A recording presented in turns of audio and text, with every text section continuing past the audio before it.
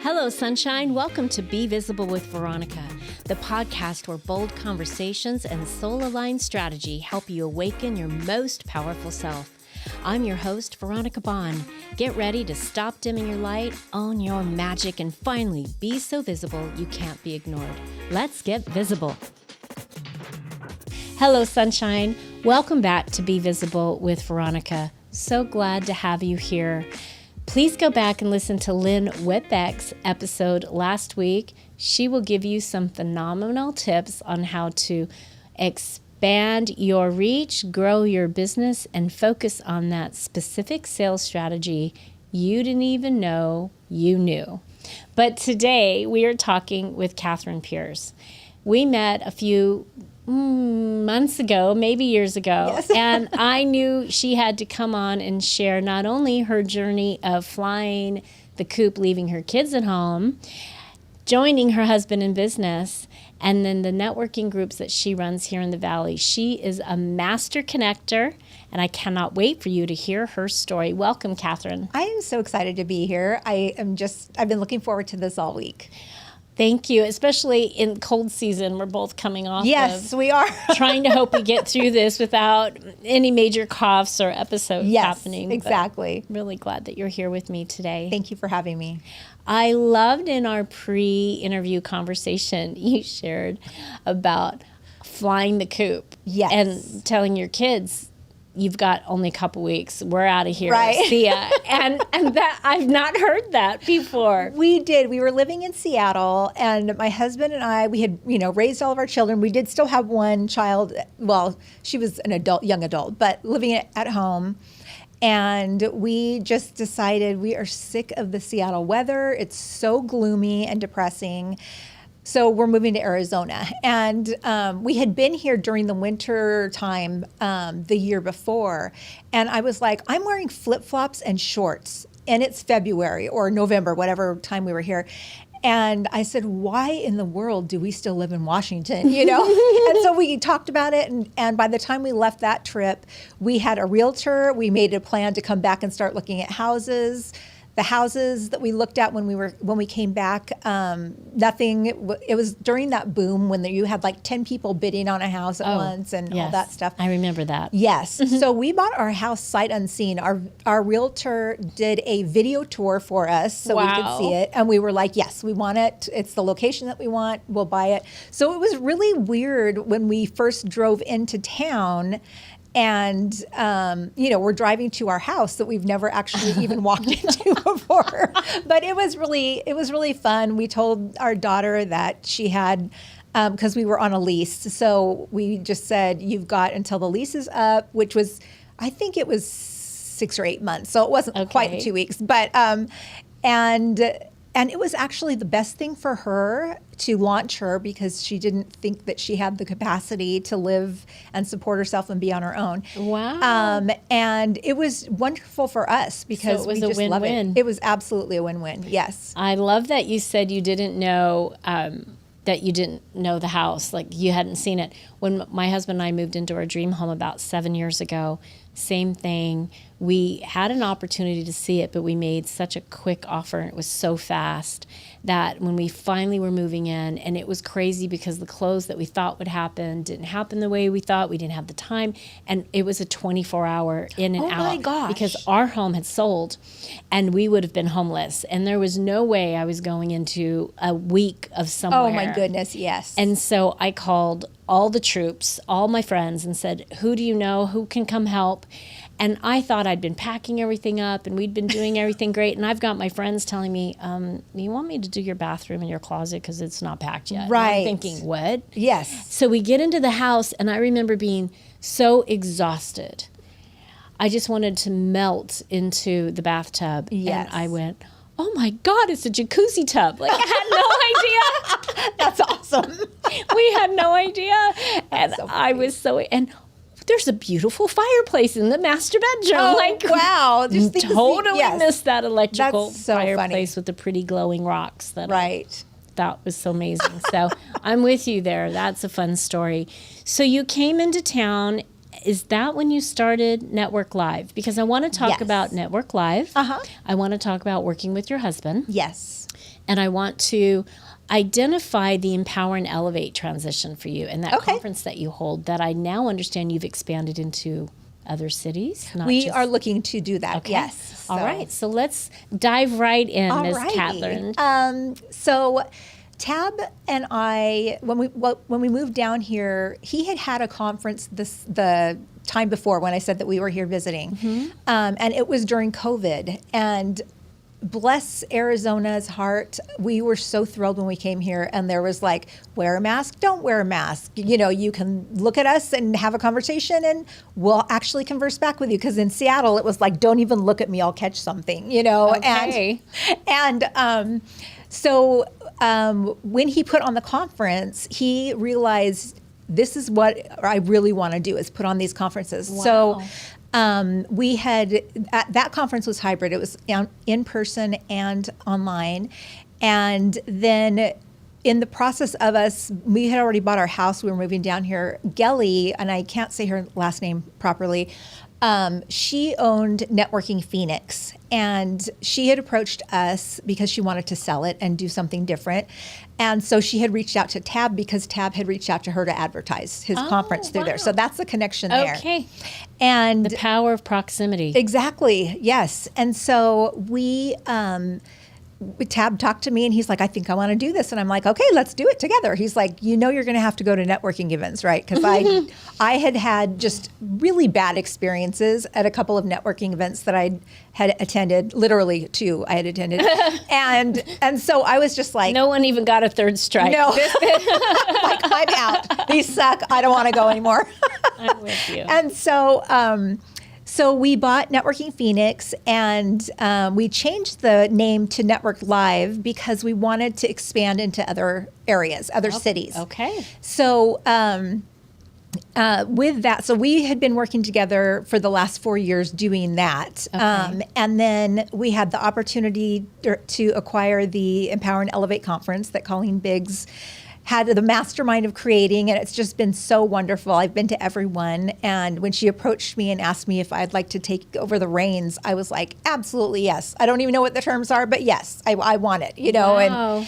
And because she's just it's just been such a great resource for women to come together. Yes. Everybody shows up ready to share. It doesn't matter if you're in the same industry. Curated space. Absolutely. It really is phenomenal. Yes. So Empower and Elevate Conference falls under the Network Live umbrella, I guess you would say. Okay. And then the other company that we have is Caliber Security Partners. And we've been working together doing that. Tab started the company 15 years ago, and then I came on board just doing operations and stuff. Now I'm the president of the company, and we've been doing that for about 2.5 years. Wow, look at you. Yeah. So did you know 10 years ago that you would be in all these spaces? I President had of companies, no idea. Owners of networking events, collaborating and facilitating amazing partnerships and growth with women and men in business. Yes. Wow. Yes. Well, I didn't start working outside the home until I was 50. So that was 8 years ago. I was a stay-at-home mom. This story. Yes, I was a stay-at-home mom, and that was my calling. That is what I wanted to do. In fact, when I was in college, I was like, I don't really need to, I don't really have a career path because I don't want a career. I want to stay at home and take care of my children, or our children. And so that's what I did. And then once everybody was, off and launched, and we still had our daughter at home, but I had been taking care of my mother-in-law the last 5 years of her life. And she had, passed on, and I was just kind of like, I have this blank canvas. What do I want to do? I knew I didn't want to just like stay at home and, keep doing the things that I was doing. And so I thought, I think I'm going to go have a career. And I had done some cybersecurity recruiting just off and on, and just helping out a little bit here and there. And then the company that I went to work for, the owner decided he wanted out. And so he had approached us and said, he wanted out of the company. And Tab at the time, because he approached Tab, Tab at the time was like, yes. And in my mind, I'm thinking, and when are you going to have time? You're managing, our other cybersecurity company. You're taking on all these different things. And so I approached him and I said, you know what? I want to buy it. I'm going to take over doing it because you don't have time. And so I purchased the company and took it over. And within the first year, I tripled the revenue of the previous year. Wow. Yeah. So it was really eye-opening. Did you find that the power of yes is amazing? Yes. Let's just sit with that for a minute. sure.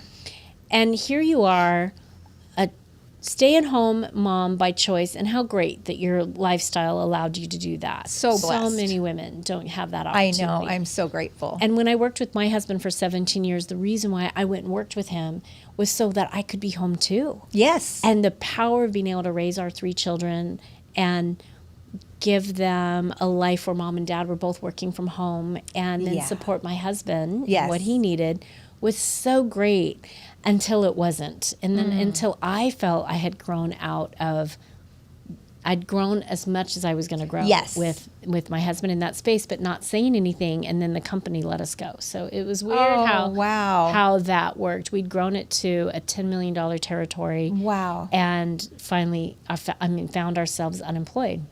Oh my gosh. Lost a dual income overnight in 2008. And it was devastating and hard and heartbreaking. And yet, had that not happened, none of all this would happen. All of this. Yes. Wouldn't have, and what I've watched my husband grow into and become, and the lessons we learned and the growth together. But those were lots of hard stepping stones. Oh, yes. And I'm listening to you going, wow, she made a decision.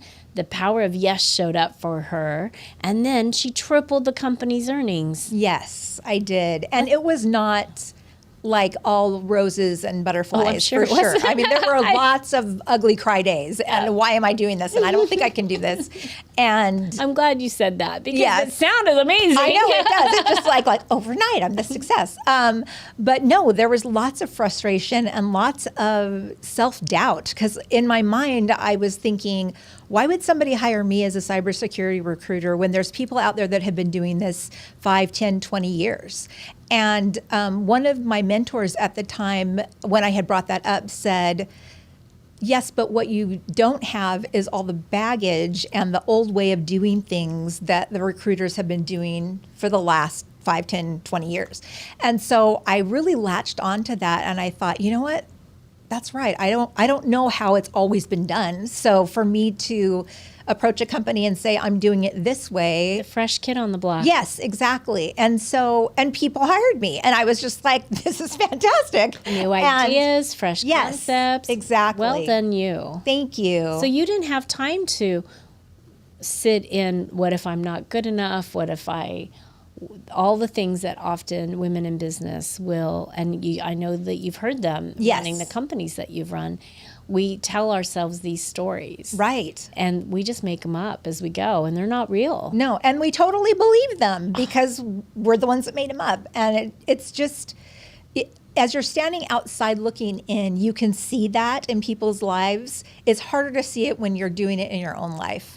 But, I did have many days where I would turn to Tab, because I was sharing a desk in his office at the time, and I would just say, I don't know, I don't think I can do this, and then I had the whole thing of comparing myself to where he is in business. And he's been working our entire marriage. We've been married almost 39 years. So he has all this business experience, and I'm comparing myself to how he's able to manage his time and how he's able to, achieve his goals and just set these standards for himself. And that was frustrating for me too, because I thought, what is wrong with me that I can't just do this? And he was so kind to say, and frequently remind me, you cannot compare yourself to me. I've been in business for, however many years. I've been in the workforce, for 39 years.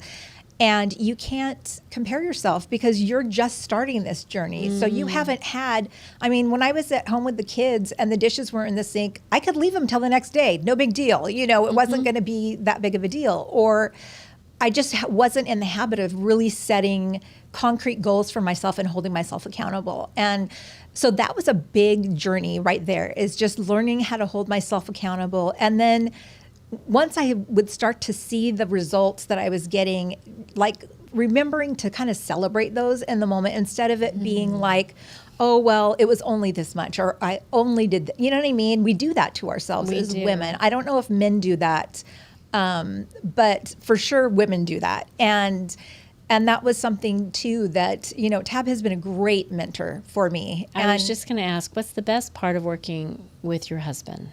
It is all the time that we get to spend together. We have a lot of fun. He's very sarcastic and we joke around a lot. And that's what attracted to me from the very beginning, was his sense of humor. And so... Do women ask you, or people say, how do you work with your wife? Or how do you work with your husband? Yes. We would get that a lot. Oh, yes. I could never work with my husband.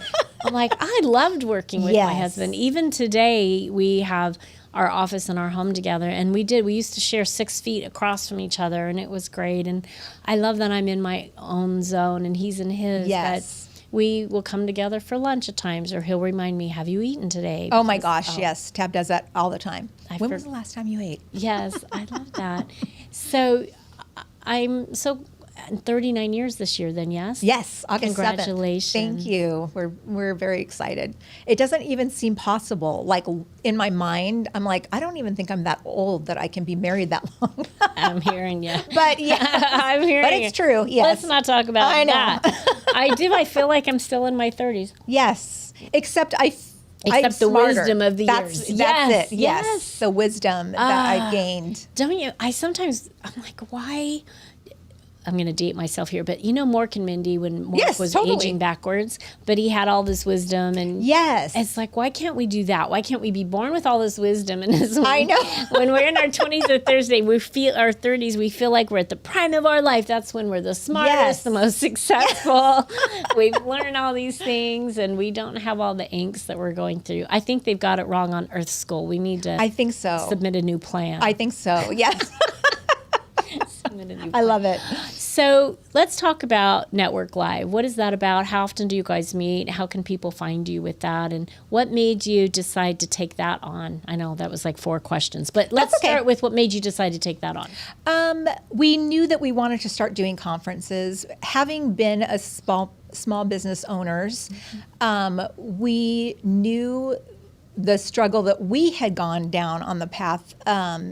At one point, Tab, this was before I came to work, or I was still at home taking care of his mom and our daughter. At one point, the company and ourselves personally were $1 million in debt. And I had no idea. He came, I can still picture him pulling up to the house and just having like this ghostly look on his face, like, I don't even know. Anyway, but he sat down and we talked about it, and I felt like I had been kicked in the stomach, but at the same time, I was like, okay, what are we going to do to fix it? It's not, how could you do this to us? And there was never any blame. It was just, this happened. Let's move forward. How are we going to fix this? So there was at one point that we were actually both driving Uber at night.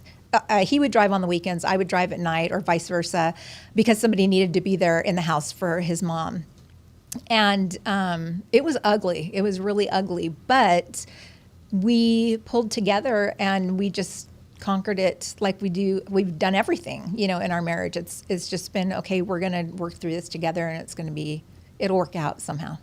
So for those that are listening who are wondering if they can work it out with their spouse, or they're getting ready to be a spouse possibly, and they have a significant other, I didn't know that's where this was going to go, but it seems really important to talk about Chuck and I will be married 38 years this year. Congratulations. So going through that together. Yes. What do you think bonded you in a way that, I'm sure you've heard of the couples that they separate when things are hard. Right. Like that, or they say, I'm done, I'm out. Yes. So what do you think was a real pivotal foundational point for you in your marriage with Tab that kept you guys, okay, let's just lock arms and do it together? I think for both of us, we entered into our marriage with a view of this is an eternal marriage. There's not divorce isn't an option. We're going to work things out, whatever come what way, we're going to work together and work things out. And, we've definitely had, challenges with raising our kids where one of us relates better to a kid or the kid relates better to us and the other one feels like they're on the outside.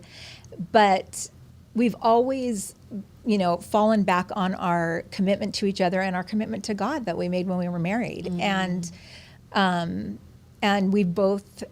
we deeply respect one another. So there's never been a time where either of us have cursed at each other. We do not slam doors. We don't yell at each other. That's just not how we operate. And that's what I grew up with. And so I knew growing up when I got married, that was not going to happen in the marriage that I was going to be in.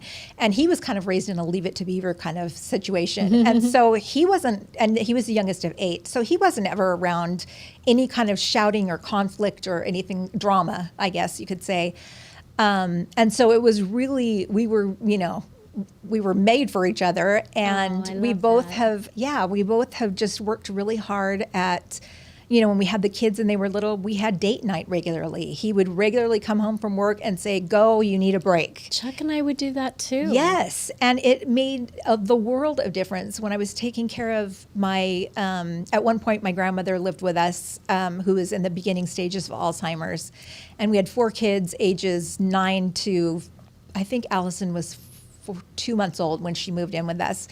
And that was a very, very heavy, hard time, not just because I had 4 kids under the age of 9, but then also I needed to always be on and responsive and watching for my grandmother, who I absolutely just deeply love and respect. So I think that's something a lot of couples could look at is how do I recognize the need of my significant other or my spouse and make their relationship about the two of them cohesively existing in a beautiful way, and I'm really understanding the signs when somebody's a little burnt out or stressed out, and then being super appreciative of the spouse and what they're doing together. I find every day we are in gratitude with each other, and we just don't think about it. We share it.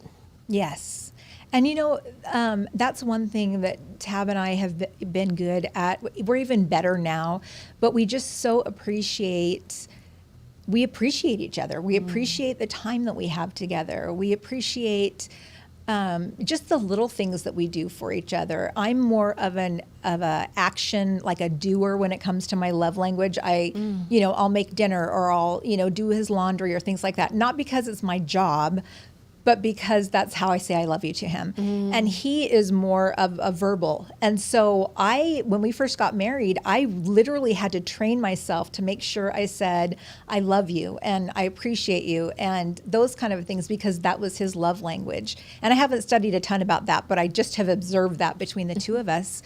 And it has been so helpful to realize that the way that he takes in love is different than the way I take in love. Wow. And that it is totally, there's not one right way and there's not one wrong way. It's just we're speaking a little bit different languages, but we both love each other deeply and we both appreciate each other and we're both in this together. And so I think I love that part is a part of it too, is knowing how your spouse or your loved one receives love. And look for ways to do it. And it's going to feel unnatural at first. And I mean, I had many prayers where I was like, "Heavenly Father, help me to know Tab's needs. Help me to recognize them." Because when you're raising kids, it's like all I can do to just keep my head above water, right?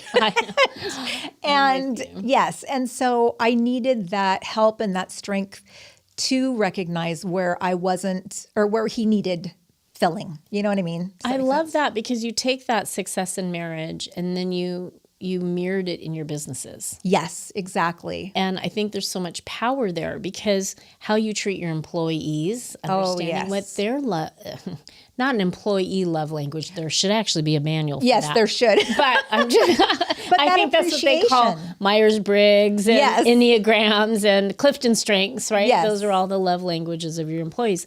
But understanding your clients, yes, how they communicate, what their needs are, not just in the sales journey, not in the performative space, but from a human space. Yes. And then as you're developing this very successful network live here in Phoenix, you meet all over the valley. Yes, What we has that do. grown to now?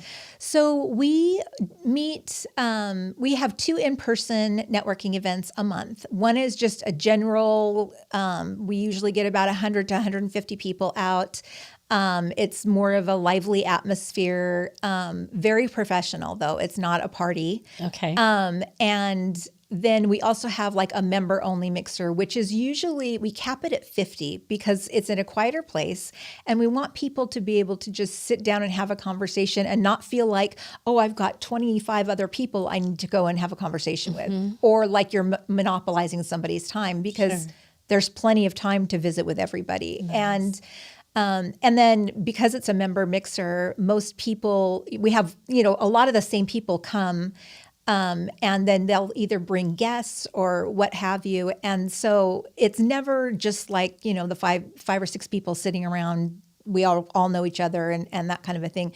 It's really, like you said, it's relationships first. And that's one of the things that we had to really focus on when we took over Networking Phoenix is, no, this is relationships. This is not collecting business cards. Amen. Yes, this is not how many leads am I going to get out of this mixer? How many people are going to land in my CRM this week? Exactly. Yes, none of that. And I remember the first time, maybe the first couple mixers, I would walk out with, a stack of business cards. And quick tip, if you don't have your picture on your business card, get your picture on your business card, because once it goes into my purse, if I don't have an exceedingly great conversation with you that I'm going to remember, I am not going to remember who it is. There's so many people. We talked about this on Bobby Bennett's episode a few weeks ago, and she became a photographer, and that's the first thing she said is put your face on your business card. And I will literally take a selfie of me and Catherine meeting for the first time,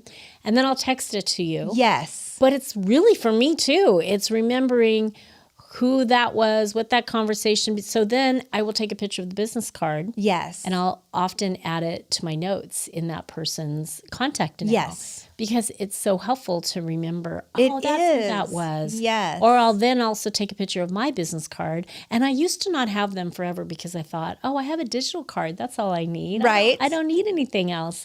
And, here, bump my phone, tap my phone. And okay, great. But then I don't remember anything about this person. And yes, my picture might show up that way. But I really I went back to grabbing cards. Yep. Because I really loved that personal exchange with somebody. Yes. Thanking them for their card. Yes.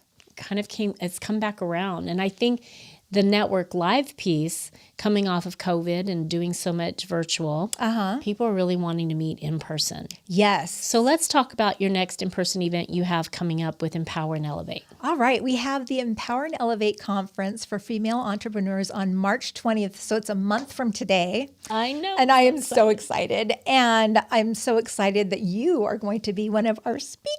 So it's going to be really fun. Forward to it. I was finalizing my keynote yesterday. Visibility isn't vanity, it's vital. And I love that. And that goes back to the whole picture on your card.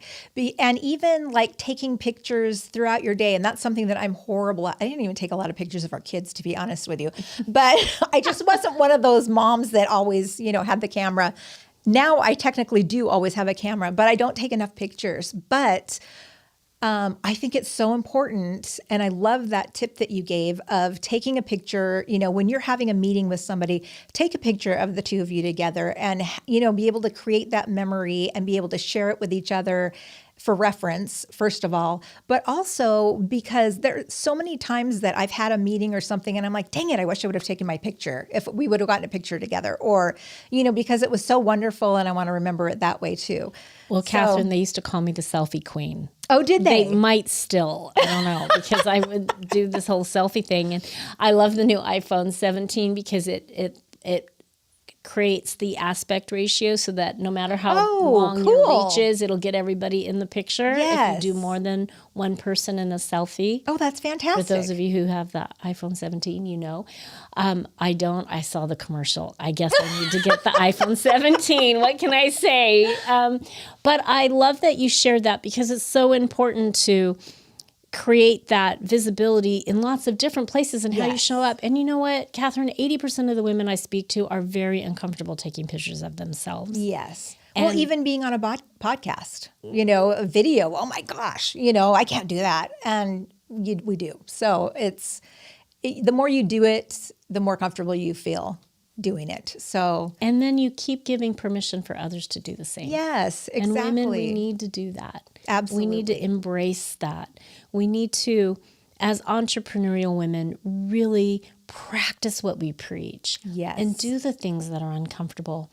And then more importantly, follow up. Oh my goodness, yes. Because that is what led us here That's today. Right. Yes. As scheduled as your calendar is and as mine, the continued pleasant persistency of both of us, not working, but we stayed in each other's circle. Yes. And we continue to try to cultivate those relationships and, again, create that proximity because we don't know who I can refer you to. Exactly. And as we're growing, helping you grow, empower, and elevate, where do they get tickets for this for those that are listening? They can go to the empowerandelevateconference.com. It's a long URL, but we'll put it in the show notes. Okay. As well, no worries. Yes, but you can get your tickets.